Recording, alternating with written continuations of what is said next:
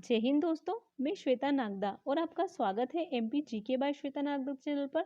और आज हम पढ़ेंगे, आज हमारे जो कांस्टेबल के पेपर में जो जीके आया है उसकी हम चर्चा करेंगे, और वो भी 100% सटीकता के साथ। और ये जो क्वेश्चन आ रहे हैं कि कौन सा व्यक्ति कहाँ से संबंधित है और हमारे विश्वविद्यालय के बारे में, तो ये चीज़ें हमने पहले ही वीडियो में डाल रखी है, तो आप प्लेलिस्ट में जाके विजिट कर सकते हैं। तो चलिए हम स्टार्ट करते हैं। तो हमारा पहला प्रश्न है, आदिवर्ट म्यूजियम कहाँ है? तो हमारा ऑप्शन है छतरपुर, खजुराहो, पंचमढ़ी, पन्ना। तो यहाँ पर हमारा सही आंसर जो होगा वो होगा हमारा खजुराहो।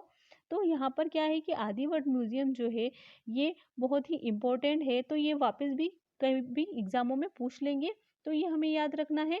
कौन सा? आदिवर्ट म्यूजियम। अब हमारा अगला प्रश्न है,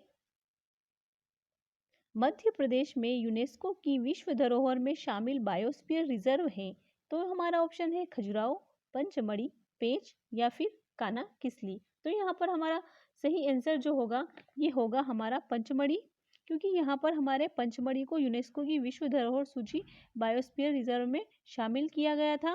ठीक है, तो ये चीज हमें याद रखना है। अब हमारा अगला प्रश्न है, हरिशंकर परसाई कहाँ से संबंधित है? तो हमारा ऑप्शन है होशंगाबाद, जबलपुर, ग्वालियर या फिर इंदौर। तो यहाँ पर हमारा सही आंसर जो होगा वो होगा हमारा होशंगाबाद जिला। क्या होगा हमारा? होशंगाबाद जिला। अब हमारा अगला प्रश्न है, बिलियर्ड्स की उत्पत्ति कहाँ से मानी जाती है? तो यहाँ पर हमारा ऑप्शन है इंदौर, जबलपुर, विदिशा या फिर हमारा राजगढ़। तो यहाँ पर हमारा सही आंसर जो होगा वो होगा हमारा जबलपुर जिला। क्या होगा हमारा? जबलपुर जिला। अब हमारा अगला प्रश्न है, रानी दुर्गावती विश्वविद्यालय कहाँ है? तो ये हमारा ऑप्शन है जबलपुर, इंदौर, ग्वालियर या फिर हमारा भोपाल जिला। तो यहाँ पर हमारा सही आंसर जो होगा वो होगा हमारा जबलपुर जिला। अब हमारा अगला प्रश्न है, इंदौर हाई कोर्ट की जो खंडपीठ है उसकी स्थापना कब हुई थी? तो यहाँ पर हमारा है 1968, 1948, 1957 या फिर 1972। तो यहाँ पर हमारा सही आंसर जो होगा होगा हमारा 1968। यहाँ पर हमारे इंदौर हाईकोर्ट खंडपीठ की स्थापना हुई थी। और इसके अलावा जो है, इंदौर के अलावा हमारा ग्वालियर में भी हमारी खंडपीठ है। और जो मेन है हमारा हाईकोर्ट का मुख्यालय वो कहाँ पर है? तो वो है हमारे जबलपुर जिले में। कहाँ पर है? जबलपुर जिले में। अब हमारा अगला प्रश्न है, गेहूं का रस्ट रोग किससे संबंधित है? तो यहाँ पर हमारा ऑप्शन है बैक्टीरिया, वायरस, फफूंद या फिर शैवाल। तो यहाँ पर हमारा सही आंसर जो होगा वो होगा हमारा फफूंद।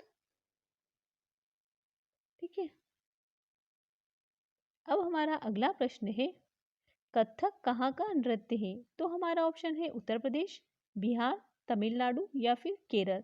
तो यहाँ पर हमारा सही आंसर जो होगा वो होगा हमारा उत्तर प्रदेश। क्या होगा हमारा? उत्तर प्रदेश।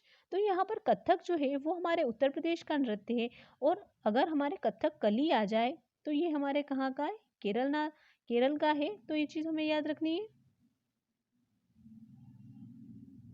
अब हमारा अगला प्रश्न है, एडीबी के बारे में कौन सा कथन गलत है? तो सबसे पहले यहाँ एडीबी क्या होता है? तो ये होता है एशियन डेवलपमेंट बैंक होता है हमारा। तो इसका मुख्यालय जो है ये फिलीपींस में है। इसकी स्थापना 19 दिसंबर 1966 में हुई थी। तो ये चीज़ भी सही है। और इसमें चाइना का हिस्सा सबसे अधिक है, तो ये यहाँ पर चीज़ गलत आ जाती है। और भारत इसका सदस्य है, तो ये भी चीज़ सही है कि भारत इसका सदस्य है। ठीक है। और इसका मुख्यालय जो है वो फिलीपींस में है। और फिलीपींस में कहाँ पर? मनीला, फिलीपींस में है इसका मुख्यालय। कहाँ पर है? Manila, Philippines.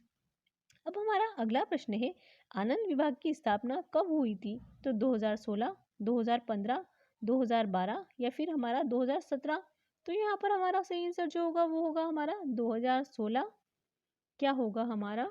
2016।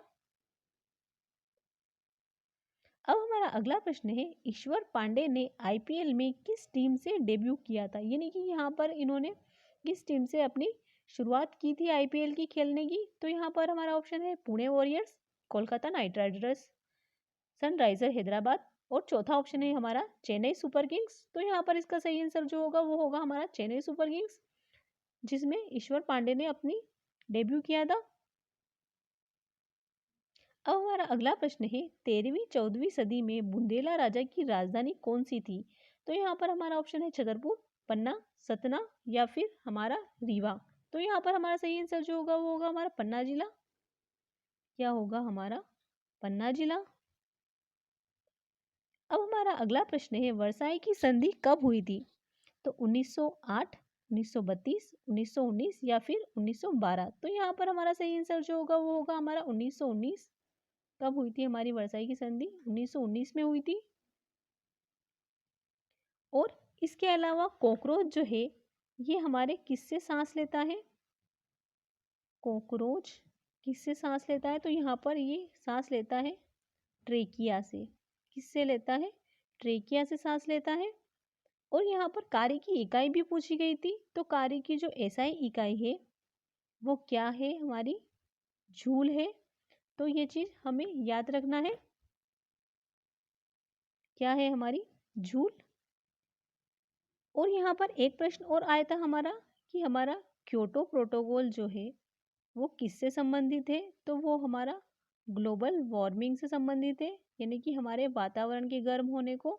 तो यहाँ पर क्योटो प्रोटोकॉल बनाया गया था कि कौन कौन सा देश, सारे देशों ने मिलकर हमारे कि कितना ग्लोबल वार्मिंग होना चाहिए, हमें तापमान को कहाँ तक नियंत्रित रखना चाहिए। तो ये सारी चीज़ें इसमें डिसाइड होती हैं। तो आपको कैसी लगी हमारी जानकारी?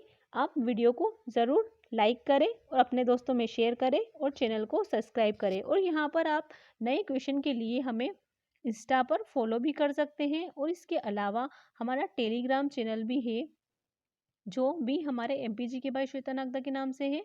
और इस नाम से ही आप हमें टेलीग्राम पर भी कर सकते हैं फॉलो और इंस्टा पर भी कर सकते हैं। और यहाँ पर एक अच्छी बात है कि हमने आपके लिए एक क्विज़ का सिस्टम भी बनाया है जहाँ से आप क्विज़ लगा सकते हैं। तो ये बहुत ही अच्छा है आपके लिए। तो आप एक बार ज़रूर विज़िट करें और हमारे टेलीग्राम और इंस्टा को ज्वाइन करें। जी धन्यवाद।